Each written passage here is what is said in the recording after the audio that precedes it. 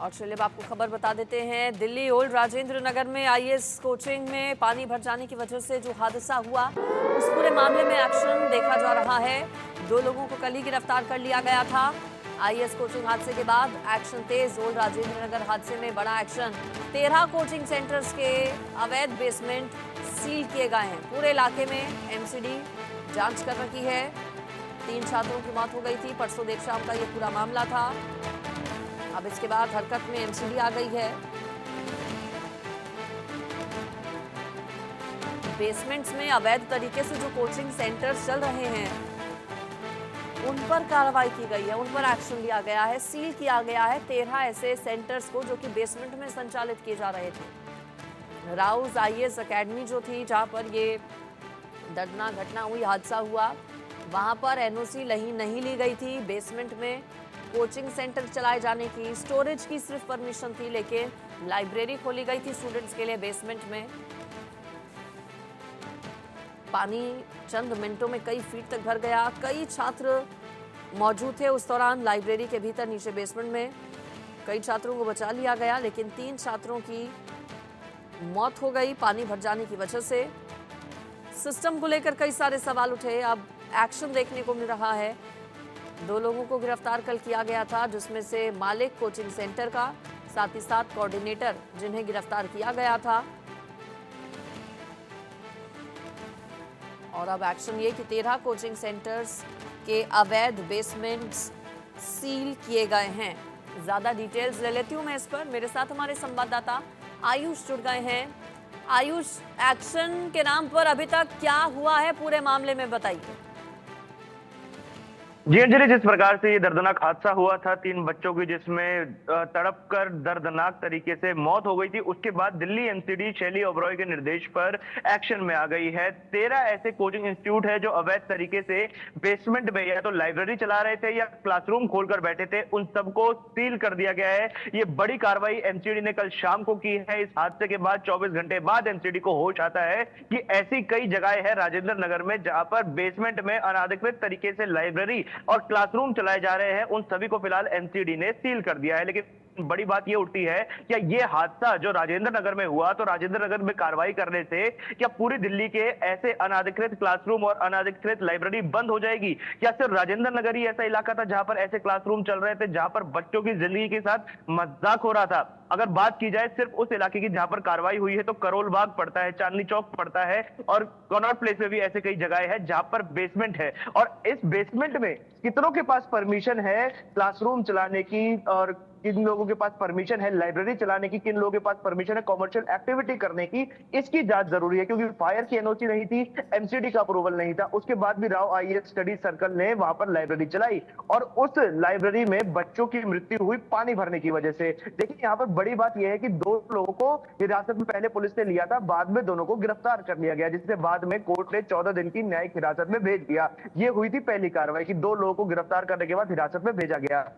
लेकिन बड़ा सवाल आखिर यह उठता है कि 2 लोगों को तो आपने हिरासत में ले लिया जो उस स्टडी सेंटर से जुड़े हुए थे, लेकिन उन लोगों पर कार्रवाई कब होगी जिनकी लापरवाही की वजह से वो नाली या सीवर टूटता है और पानी राव आईएएस स्टडी सर्कल के अंदर चला जाता है? उस एमसीडी कमिश्नर पर कार्रवाई कब होगी जिसने निरीक्षण नहीं किया? उस जेई पर कार्रवाई कब होगी जिसने वक्त रहते नाली की सफाई नहीं करवाई? और सबसे बड़ी बात, उस निगम पार्षद पर कार्रवाई कब होगी जिसके पास 10 से 12 दिन से कंप्लेंट लंबित पड़ी थी, लेकिन फिर भी नाले और सीवर साफ नहीं करवाएगा? इन लोगों पर कार्रवाई भी होनी चाहिए जिस प्रकार से राव आईएएस स्टडी सेंटर के मालिक पर हुई थी। जी बिल्कुल, कार्रवाई के नाम पर अभी 2 लोगों की गिरफ्तारी हुई है।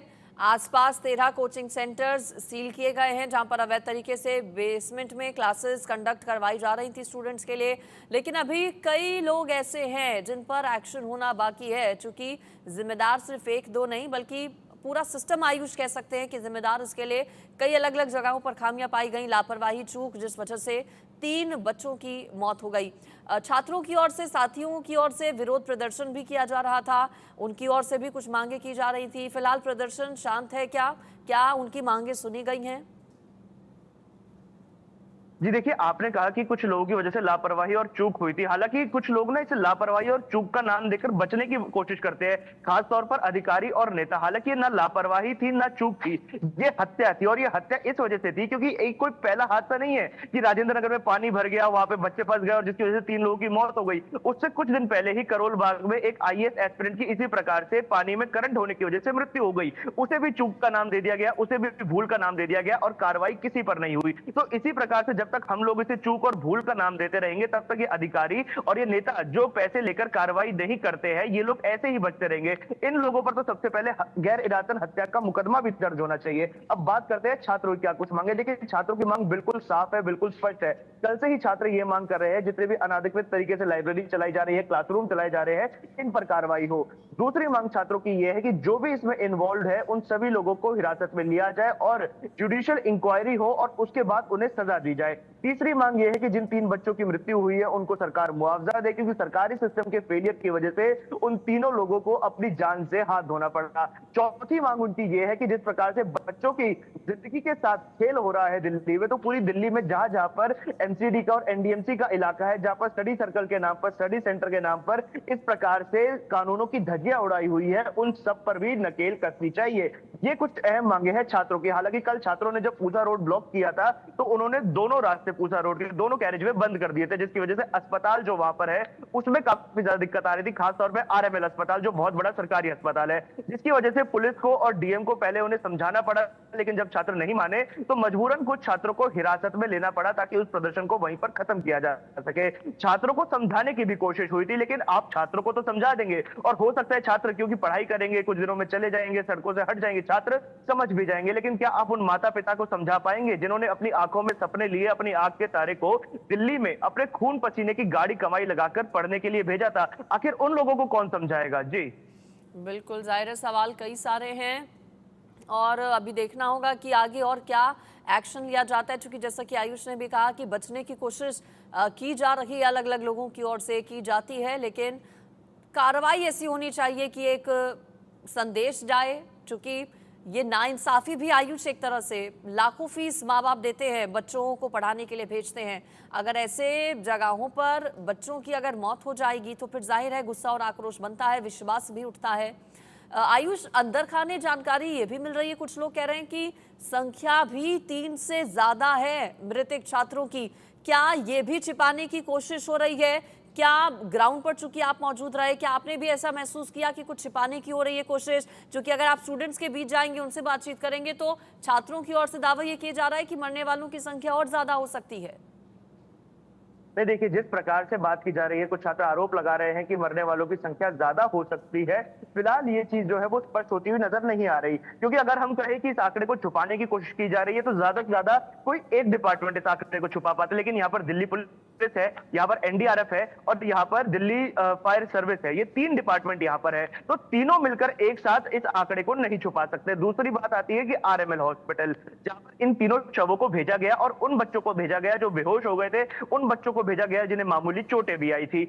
ऐसे में आरएमएल का प्रशासन भी इतनी बड़ी लापरवाही नहीं करेगा कि उनके पास कोई शव आए और वो उसकी संख्या सरकार को या फिर यूं कहे कि मीडिया को ना बताए। तो ये चीज हम कह रहे हैं कि जो आरोप है ये बेबुनियाद है कि और मृत्यु हुई है, सरकार इसका आंकड़ा छुपा रही है या पुलिस इसका आंकड़ा छुपा रही है। लेकिन मृत्यु चाहे 1 हो, 3 हो या 30 हो, मृत्यु हुई है। किसी भी एक व्यक्ति की मृत्यु भी उतनी ही महत्वपूर्ण है जितनी बाकियों की। किसी भी एक व्यक्ति की जीवन उतना ही महत्वपूर्ण है जितने बाकी लोगों का जीवन है। तो कार्रवाई यहाँ पर होनी चाहिए, जिन जिन लोगों की लापरवाही है उन सब पे कार्रवाई होनी चाहिए और यही मांग है छात्रों की। हालांकि कल छात्रों ने एक बहुत अच्छी चीज की थी जो हम अपने दर्शकों को भी बताना चाहते हैं कि जब वहां पर कोई तो छात्रों ने उन्हें अंदर नहीं घुसने दिया। कांग्रेस के कई नेता आए, आम आदमी पार्टी से भी कई नेता आए, उसके अलावा स्वाति मालीवाल भी वहां पर पहुंची। उन लोगों को छात्रों ने अपने बीच नहीं आने दिया। छात्रों ने यह संदेश साफ और स्पष्ट दे दिया था कि किसी भी प्रकार की राजनीति इन तीनों छात्रों की मौत पर नहीं होने देंगे। जी बिल्कुल, सियासत भी हमने देखी, बीजेपी के नेताओं की ओर से आम आदमी पार्टी को इसके लिए जिम्मेदार ठहराया गया, आम आदमी पार्टी के लिए की तरफ से इसके लिए बीजेपी को जिम्मेदार ठहराया गया। तो सियासत भी इस पर बहुत ज़्यादा देखने को मिली है, लेकिन फिलहाल एक्शन किया गया है और 13 आसपास के जो कोचिंग सेंटर्स थे जिनकी बेसमेंट में इंस्टीट्यूट चलाया जा रहा था, क्लासेस हो रही थी, उन्हें सील फिलहाल किया गया है। आयुष, आपका शुक्रिया इस पूरी खबर पर जानकारी देने के लिए। आज सुबह 10 बजे से आप देखेंगे राजनीति के दिग्गजों का सबसे बड़ा मंच इंडिया न्यूज पर, जहां पर सत्ता पक्ष के नेता तो होंगे ही, साथ ही साथ आपको आवाज सुनाई देगी विपक्ष के भी नेताओं की। इंडिया न्यूज के मंच पर लगने वाला है नेताओं का सबसे बड़ा जमावड़ा। 2024 के लोकसभा चुनाव के नतीजों के बाद सबसे बड़े मंच पर नजर आएंगे कई बड़े चेहरे, कई बड़े दिग्गज, केंद्रीय मंत्रियों से लेकर मुख्यमंत्री तक, सांसद